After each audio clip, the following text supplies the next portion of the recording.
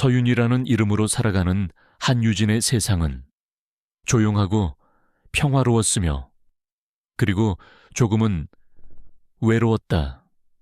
강원도의 작은 해안가 마을, 파도 소리가 자장가처럼 들려오는 작은 집에서 그녀는 대한민국에서 가장 사랑받는 동화 작가 중 한 명으로 살아가고 있었다. 그녀의 책상 위에는 언제나 따뜻한 색감의 수채화 물감과 아이들의 꿈을 담아낼 깨끗한 종이가 놓여 있었다. 하지만 그 평화로운 풍경 뒤에는 그녀 자신조차 알지 못하는 거대한 공허함이 존재했다. 그녀는 종종 저녁을 먹다 말고 창밖의 수평선을 하염없이 바라보곤 했다. 마치 자신이 무언가 아주 중요한 것을 잃어버렸고 그것이 저 바다 너머 어딘가에 있을 것만 같은 막연한 그리움 때문이었다. 그녀는 5년 전 이 마을의 해안가 도로에서 기억을 잃은 채 발견되었다. 머리에 남은 희미한 흉터 외에는 자신이 누구인지, 어디서 왔는지 아무것도 기억하지 못했다. 의사는 극심한 충격으로 인한 해리성 기억 상실이라고 했다. 서윤이라는 이름도 마을의 할머니가 새로 지어준 것이었다. 그녀의 유일한 단서는 밤마다 그녀를 찾아오는 기이한 꿈이었다. 꿈속에서 그녀는 언제나 두 아기의 우는 소리를 들었다. 너무나도 생생하고 애처로운 그 울음소리. 잠에서 깨고 나면 그녀의 뺨은 언제나 이유를 알 수 없는 눈물로 젖어 있었고 심장은 텅 빈 것처럼 아려왔다. 마치 자신의 가장 중요한 일부가 어딘가에서 자신을 부르며 울고 있는 것만 같았다. 어느 맑은 오후였다. 서윤은 자료 조사를 위해 찾은 마을의 작은 도서관 앞에서 길을 잃고 울고 있는 강아지 한 마리를 발견했다. 목에는 럭키라는 이름표가 걸려 있었다. 그녀는 자신의 모든 일정을 취소하고 그 작은 생명체의 주인을 찾아주기로 마음먹었다. 그녀는 강아지를 찾습니다 라는 서툰 그림이 담긴 전단지를 수십 장 만들어 마을 곳곳에 붙이고 다녔다. 그녀의 정성 덕분이었을까? 해가 질 무렵 애타게 럭키를 찾고 있던 어린 꼬마 주인이 그녀에게 연락해왔다. 강아지와 다시 만난 아이가 기쁨의 눈물을 흘리는 모습을 보며 서윤의 얼굴에 따뜻한 미소가 피어올랐다. 하지만 그 미소 뒤편으로는 자신은 돌아갈 곳도 자신을 찾아줄 사람도 없다는 깊은 외로움이 파도처럼 밀려오고 있었다.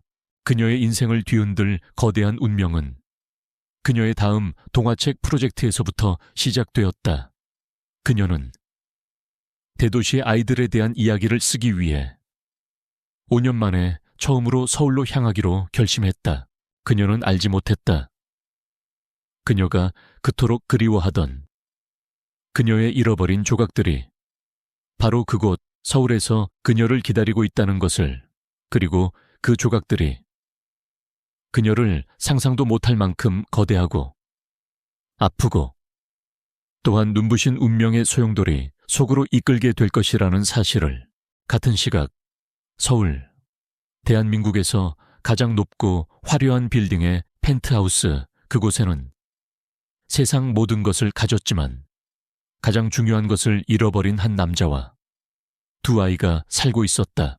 아빠, 또 이래요. 5살배기 딸. 차혜운이 아빠의 서재 문틈으로 고개를 들이밀며 물었다. 아빠 차진화는 산더미 같은 서류에 파묻힌 채 지친 얼굴로 고개를 끄덕였다.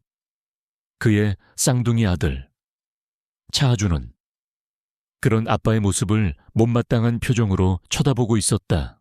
그날 밤 두 아이는 자신들의 넓고 텅 빈 놀이방에서 아주 중요한 비밀 회의를 열었다.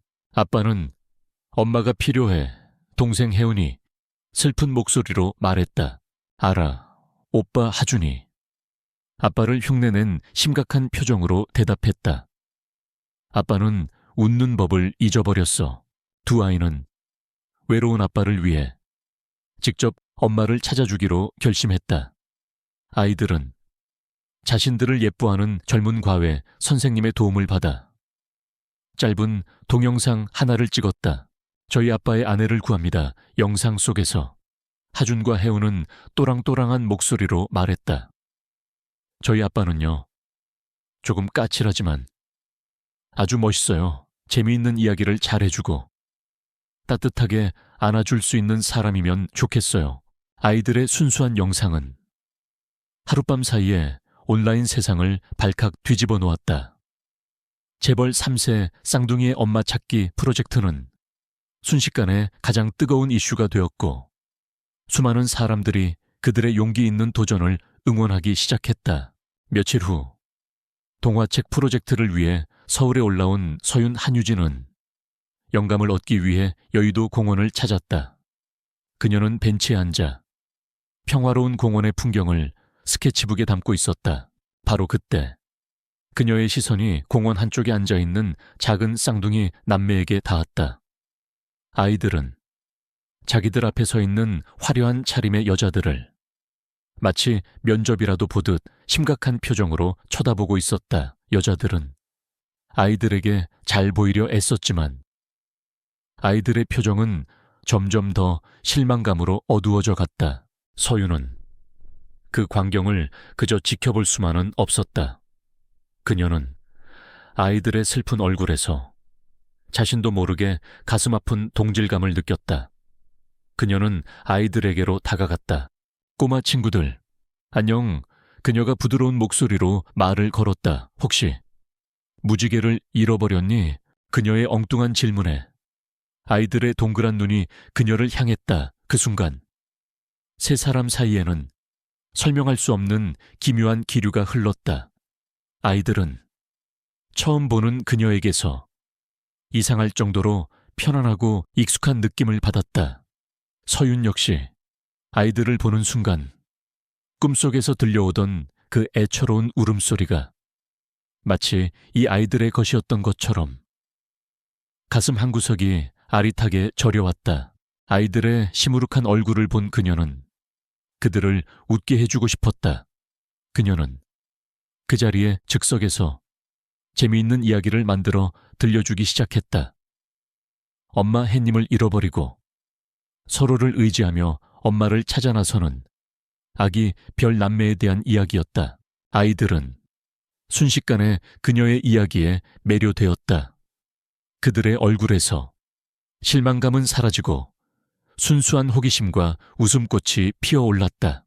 이야기가 끝났을 때 하준과 혜우는 서로를 마주보았다. 두 아이의 눈빛이 말없이 하나의 확신을 이야기하고 있었다. 찾았다. 바로 이 사람이야. 서윤이 아이들에게 인사를 하고 돌아서려던 순간 하준이 그녀의 왼쪽 손을, 혜운이 그녀의 오른쪽 손을 작은 두 손으로 꽉 붙잡았다. 찾았다. 하준이 어른처럼 진지한 목소리로 선언했다. 아줌마, 우리 엄마가 되어야 해요. 혜운이 울먹이며 외쳤다. 두 아이는 완전히 어리둥절해하는 서윤을 막무가내로 끌고 가기 시작했다. 그들의 목표는 공원 건너편에 우뚝 솟아있는 거대한 유리 빌딩이었다. 아빠의 회사였다. 아빠한테 가야 돼요. 빨리요. 서윤은 두 아이의 작은 손에 이끌려 속수무책으로 끌려갔다. 그녀의 조용하고 익명으로 가득 찼던 세상이 이 작고 사랑스러운 두 명의 폭군에 의해 거대한 운명의 소용돌이 속으로 그렇게 속절없이 휘말려 들어가고 있었다. 그녀가 잃어버렸던 과거가 바로 그곳에서 그녀를 기다리고 있다는 사실을 그녀는 꿈에도 알지 못한 채 넥서스 이노베이션의 최고층 CEO 집무실에 육중한 문이 작은 폭풍과 함께 열렸다. 아빠 찾았어요. 우리 새엄마, 쌍둥이, 하준과 혜운이 자신들의 키만 한 문을 힘껏 밀어젖히고 그들의 전리품인 양, 어쩔 줄 몰라 하는 서윤 한유진의 손을 끌고 안으로 들어왔다. 서류에 파묻혀 있던 차진환의 얼굴이 분노로 차갑게 굳어졌다. 그의 완벽하게 통제된 왕국에 감히 허락도 없이 침입한 자가 누구인지 확인하기 위해 그가 고개를 들었다. 그리고 그의 시간이 멈췄다. 그의 눈앞에 서 있는 여자. 5년 전 자신의 아이들을 낳고 그를 배신한 채 흔적도 없이 사라져버린 그의 아내. 한유진, 그녀와 너무나도 똑같이 생긴 여자. 진환의 심장이 얼음 송곳으로 찔린 듯 멎었다. 한유진, 그 이름이 번개처럼 그의 뇌리를 스치고 지나갔다. 하지만 곧 그 기억은 지독한 배신감이라는 상처와 함께 그의 마음을 다시 두꺼운 얼음벽 뒤로 가두어 버렸다. 그는 그것이 잔인한 우연의 일치일 뿐이라고 스스로를 세뇌했다. 그는 서윤을 철저히 무시한 채 아이들을 향해 낮은 목소리로 꾸짖었다. 지금 뭐 하는 짓들이냐. 당장 이분 밖으로 모시고 나가. 싫어요.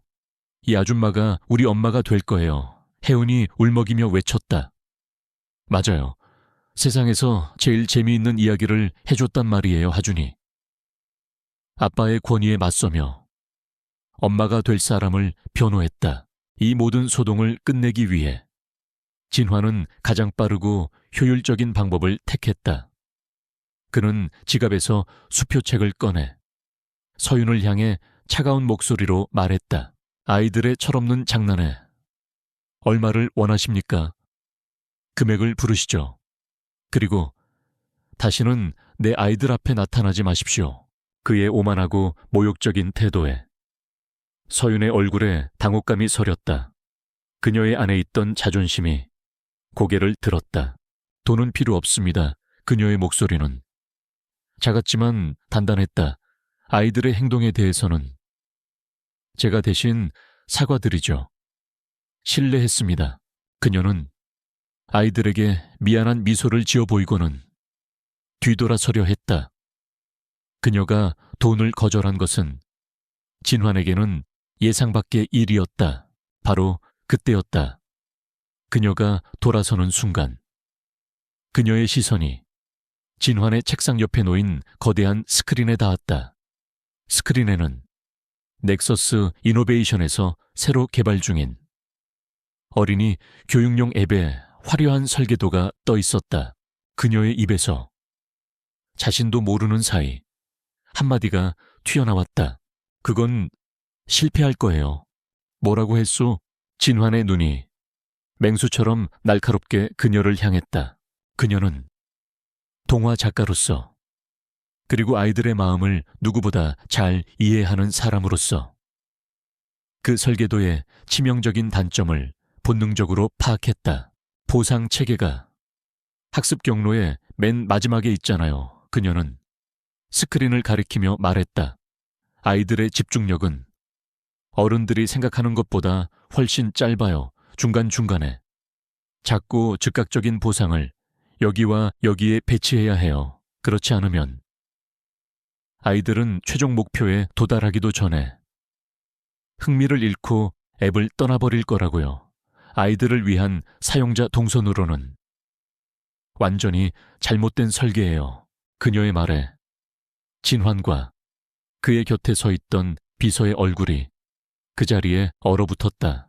지난 몇 달간 수십 명의 전문가들과 컨설턴트들이 매달려 있었지만 그 누구도 그녀처럼 이 문제의 핵심을 명확하고 간결하게 짚어내지 못했다.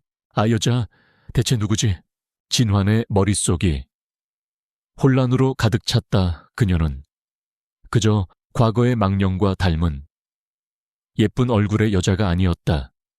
그녀는 날카롭고 직관적이며 번뜩이는 통찰력을 가진 비범한 두뇌를 가지고 있었다. 그 시각 진환의 새어머니이자 JK그룹의 안주인인 박 여사는 자신의 신복으로부터 긴급 보고를 받고 있었다. 사모님, 큰일 났습니다. 도련님들이 5년 전 그 여자와 똑같이 생긴 여자를 회사로 데리고 왔다고 합니다. 쨍그랑 박 여사의 손에 들려있던 찻잔이 바닥으로 떨어져 산산조각이 났다. 그녀의 우아했던 얼굴이 공포로 하얗게 질려갔다. 5년 전 그 사고, 그것은 단순한 사고가 아니었다. 그녀가 자신의 아들을 후계자로 만들기 위해 직접 계획하고 실행했던 완벽한 범죄였다. 그녀는 한유진이 그 자리에서 죽었다고 보고받았다. 살아있을 리가 없어. 만약 살아있다면, 그리고 모든 것을 기억해낸다면 모든 것이 끝장이야. 그녀는 떨리는 손으로 어둠 속의 누군가에게 전화를 걸었다. 그녀의 목소리는 뱀처럼 차가운 도끼를 품고 있었다. 문제가 생겼다. 과거의 유령이 되살아났어. 아이래, 그 여자의 모든 것을 알아내. 그리고 준비해. 이번에는 영원히 없애버릴 준비를. CEO 집무실안 진화는 혼란스러운 눈으로 서윤을 쳐다보고 있었다. 쌍둥이들은 희망에 찬 눈으로 자신들이 데려온 새엄마와 아빠를 번갈아 보고 있었다. 그리고 서윤은 자신이 더 이상 빠져나갈 수 없는 거대한 운명의 거미줄에 걸려들었다는 사실을 어렴풋이 예감하고 있었다. 최강혁은 자신의 인생에 불쑥 나타난 이 예측 불가능한 변수를 곁에 두기로 결심했다. 그는 아이들의 간절한 애원과 그녀의 비범한 재능에 대한 호기심을 핑계로 오소윤 한유진에게 거부할 수 없는 제안을 했다. 비서도 아내도 아닌 자신의 아이들을 위한 가정교사가 되어달라는 것이었다. 물론 업계 최고 수준의 파격적인 대우와 함께 서윤은 그 제안을 받아들였다. 그녀 역시 그 쌍둥이 남매에게서 자신도 설명할 수 없는 강렬한 이끌림을 느꼈기 때문이었다. 그렇게 세 사람의 기묘한 동거가 시작되었다. 강혁의 텅 비어있던 펜트하우스는 서윤과 아이들의 존재로 인해 처음으로 가정이라는 이름의 온기를 띠기 시작했다.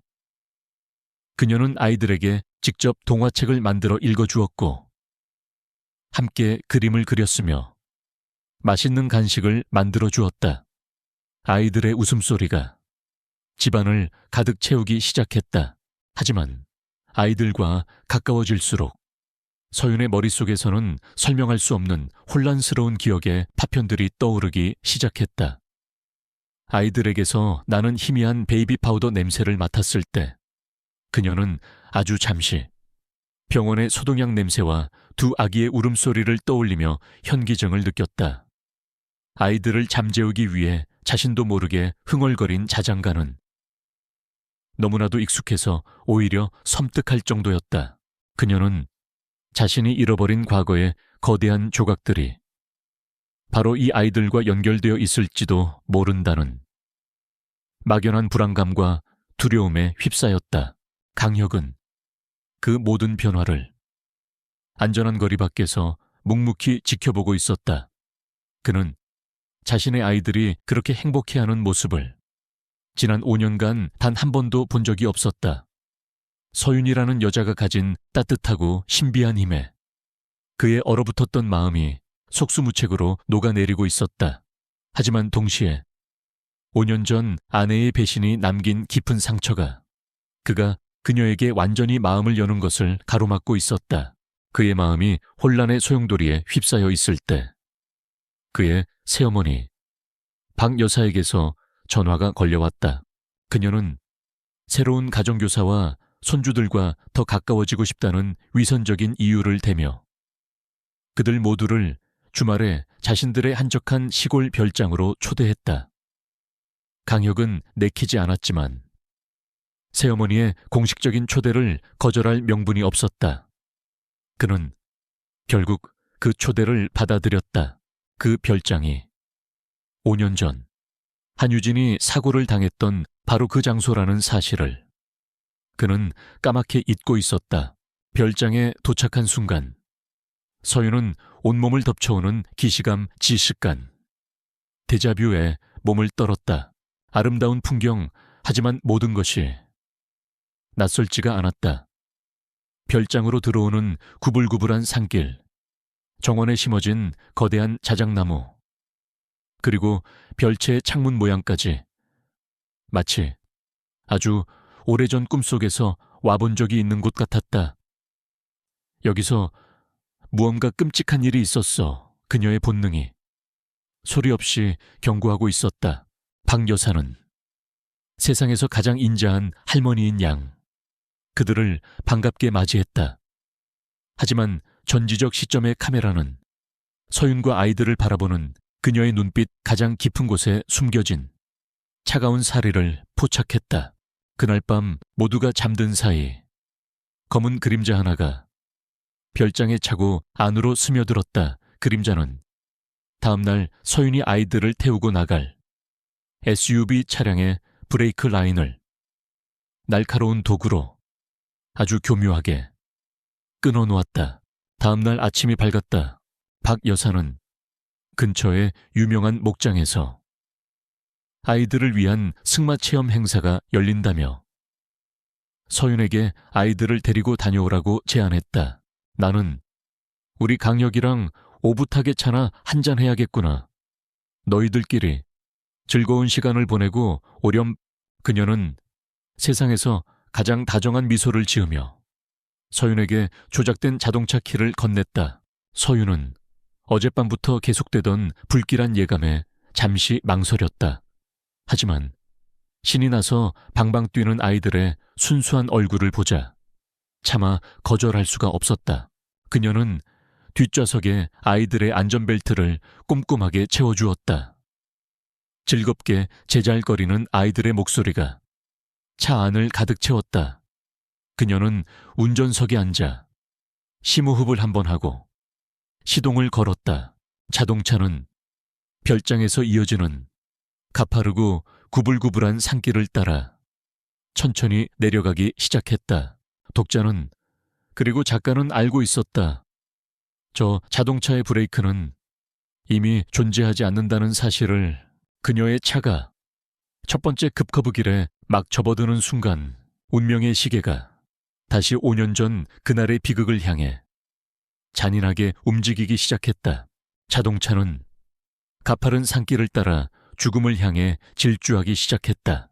서윤 한유진 이 브레이크 페달을 밟았을 때 그녀의 발밑에서 느껴진 것은 단단한 제동력이 아닌 텅 빈 허공이었다. 페달은 아무런 저항 없이 바닥까지 푹 꺼져버렸다. 그녀의 머릿속이 새하얘졌다. 다시 한번. 그리고 또다시 페달을 밟아보았지만 자동차의 속도는 줄어들지 않았다. 오히려 중력의 힘을 받아 더욱더 가속도가 붙기 시작했다. 엄마, 왜 그래? 무서워. 뒷좌석의 아이들이 본능적인 공포를 느끼고 비명을 지르기 시작했다. 구불구불한 커브길, 가드레일 너머로 보이는 아찔한 낭떠러지, 그리고 아이들의 겁에 질린 울음소리. 바로 그 순간이었다. 그 모든 공포의 조각들이 그녀의 머릿속에 잠겨있던 기억의 자물쇠를 거대한 망치처럼 내리쳐 박살내 버렸다. 쨍그랑 그녀의 머릿속에서 5년간 그녀를 가두었던 기억 상실의 유리벽이 산산조각이 났다. 잊혔던 과거의 기억들이 막을 수 없는 홍수처럼 그녀의 의식을 덮쳤다. 병원, 출산의 고통, 그리고 내 품에 안긴 작고 따뜻한 두 생명, 하준이, 혜은이, 내 아가들, 그리고 그의 얼굴, 그의 따뜻한 손. 사랑해, 유진아. 진환 씨, 내 남편.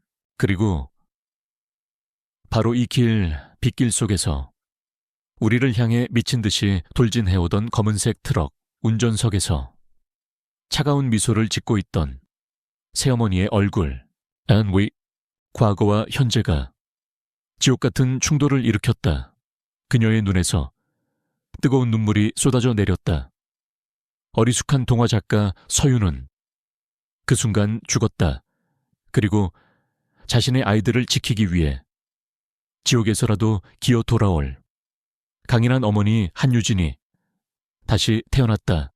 그녀의 눈빛에서 공포가 사라지고 그 자리에 맹렬한 분노와 강철 같은 의지가 자리 잡았다.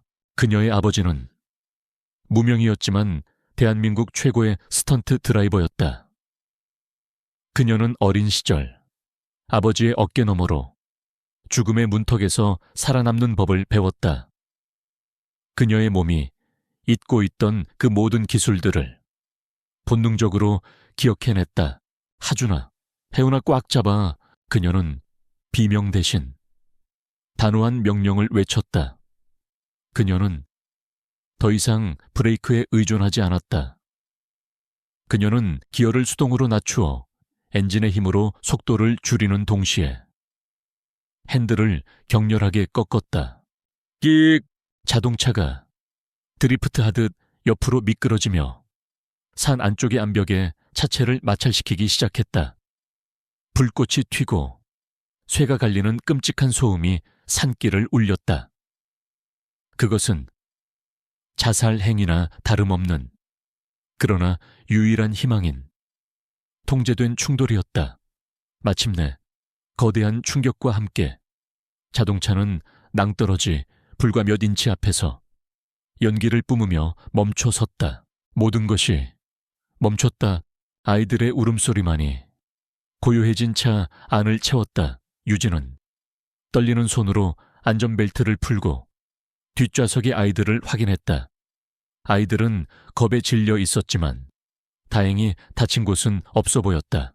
바로 그때 또 다른 자동차 한 대가 급정거하며 그들의 뒤에 멈춰 섰다. 차진환이었다. 그는 새어머니의 별장에서 설명할 수 없는 불길한 예감에 휩싸여 곧바로 그들의 뒤를 쫓아왔던 것이다. 그는 절벽 끝에 아슬아슬하게 걸쳐진 박살난 자동차의 모습을 보고 심장이 멎는 듯했다. 그는 미친 사람처럼 차에서 내려 아내와 아이들을 향해 달려갔다. 그는 차 문을 거칠게 열어젖혔다. 아이들은 무사했다. 그리고 그는 그녀를 보았다. 그녀는 더 이상 자신이 알던 어딘가 슬퍼 보이지만 순했던 서윤이 아니었다. 그녀의 눈에는 지난 5년간 자신이 한 번도 본 적 없었던 강렬한 불꽃과 깊은 고통, 그리고 너무나도 익숙한 그리움이 담겨 있었다. 그녀는 그의 눈을 똑바로 쳐다보았다. 그리고 5년이라는 시간을 뛰어넘은 떨리는 목소리로 그의 이름을 불렀다. 과거 그의 아내만이 부르던 그 이름, 진환 씨. 그의 세상이 다시 한번 멈췄다. 박살난 자동차, 울고 있는 아이들, 그리고 구불구불한 산길, 그 모든 것이 그의 시야에서 사라졌다. 그의 눈에는 오직 자신의 눈앞에 서 있는 여자만이 보였다.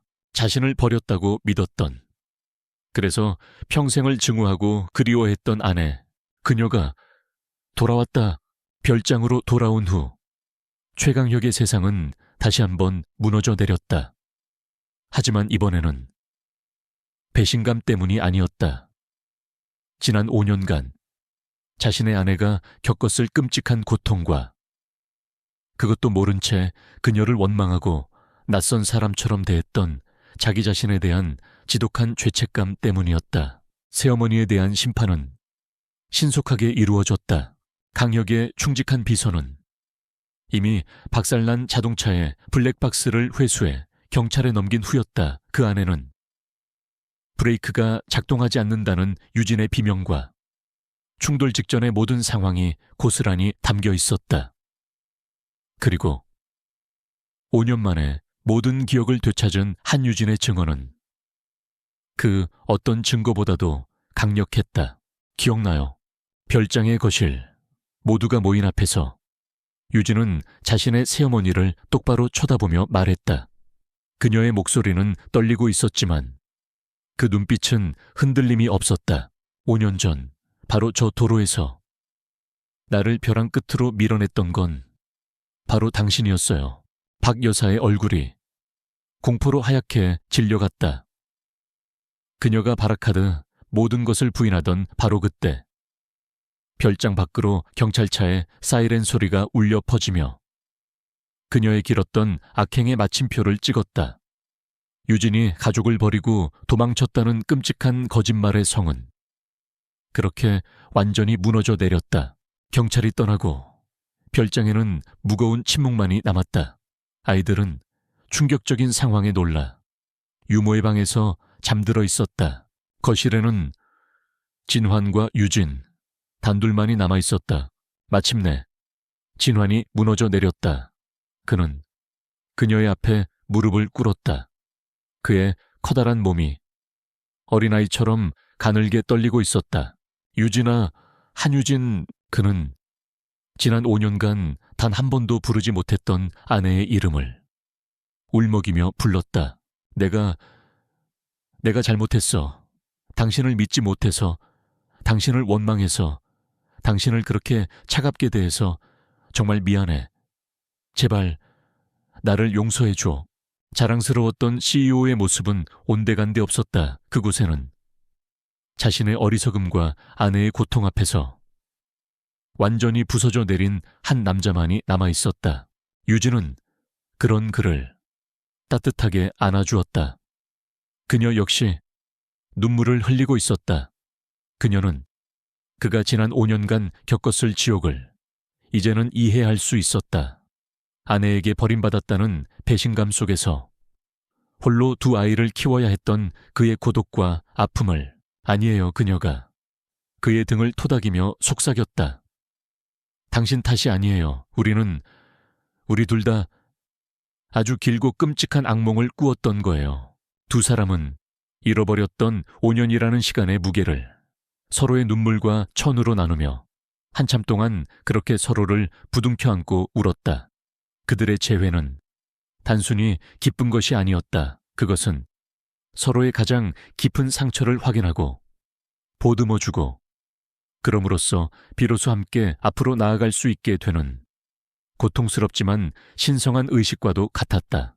다음 날 서울의 펜트하우스로 돌아온 두 사람은 그들의 인생에서 가장 중요한 대화를 앞두고 있었다. 아이들에게 모든 진실을 말해주는 것이었다. 두 사람은 거실 소파에 쌍둥이를 마주보고 앉혔다. 진환이 조심스럽게 입을 열었다. 하준아, 혜훈아, 서윤 아줌마가 들려줬던 이야기 기억나? 엄마 해님을 잃어버렸던 아기 별 남매 이야기. 아이들이 고개를 끄덕였다. 그는 유진의 손을 꼭 잡았다. 가끔은 현실에서도 엄마들이 길을 잃어버릴 때가 있단다. 아주 잠시 동안 여기 이분은 사실 너희들의 엄마야. 아주 오랫동안 길을 잃고 헤매시다가 이제야 너희들을 찾아 집으로 돌아오신 거야. 아이들은 혼란스러운 표정으로 아빠와 서윤의 얼굴을 번갈아 쳐다보았다. 그때 동생 혜윤이가 작은 손가락으로 유진을 가리키며 떨리는 목소리로 물었다. 그럼 아줌마가 아니라 우리 진짜 엄마예요. 유진은 말을 잇지 못했다. 그녀는 그저 눈물을 흘리며 고개를 끄덕일 뿐이었다. 잠시 동안의 침묵, 그리고 아이들의 얼굴에 서서히 깨달음의 빛이 떠오르기 시작했다. 하준이의 심각했던 얼굴이 와르르 무너져 내렸다. 혜은이의 입에서 기쁨에 찬 외침이 터져나왔다. 엄마다. 두 아이는 약속이라도 한 듯 동시에 그녀의 품으로 달려들어 와락 안겼다. 엄마, 우리 엄마. 아이들은 지난 5년간 마음속으로만 수천 번씩 불렀을 그 이름을 목 놓아 불렀다. 진환이 다가와 그 세 사람을 자신의 커다란 발로 모두 끌어안았다. 텅 비었던 펜트하우스가 처음으로 네 사람의 행복한 울음소리로 가득 찼다. 흩어졌던 가족이라는 퍼즐이 마침내 제자리를 찾은 순간이었다. 외부의 적이 사라진 자리에 찾아온 새로운 평화는 바로 이 완전하고 굳건한 가족의 사랑이었다. 1년 후 따스한 봄볕이 쏟아져 내리는 어느 날, 차진환과 한유진의 집 정원에서는 세상에서 가장 행복한 결혼식이 다시 열리고 있었다. 5년 전 엇갈린 운명 속에서 미처 올리지 못했던 그들의 진짜 결혼식이었다. 하객은 많지 않았다. 오직 그들의 상처와 기쁨을 함께 나누었던 소중한 사람들만이 그 자리를 채우고 있었다. 그리고 그날 결혼식의 가장 중요한 주인공은 신랑 신부가 아니었다. 똑같은 턱시도와 드레스를 차려입은 쌍둥이 하준과 혜은이가 하객들의 뜨거운 박수 속에서 아빠와 엄마의 결혼 반지를 들고 버진 로드를 걸어오고 있었다. 아이들의 얼굴에는 세상을 다 가진 듯한 눈부신 행복의 미소가 가득했다. 진환과 유진은 서로의 손을 잡고 영원한 사랑을 맹세했다. 그들의 길고 길었던 겨울은 마침내 끝나고 눈부신 두 번째 봄이 시작되는 순간이었다. 몇 달 후 서점계는 한유진이라는 이름의 동화 작가가 다시 한번 돌풍을 일으켰다. 그녀가 펴낸 새로운 동화책 아기 별 남매와 엄마 해님을 찾아서는 출간과 동시에 베스트셀러가 되며 전국의 아이들과 부모들의 마음을 울렸다. 그것은 잃어버렸던 가족이 서로를 향한 사랑의 힘으로 마침내 다시 만나게 되는 희망과 기적에 대한 이야기였다. 바로 그들 자신의 이야기였다.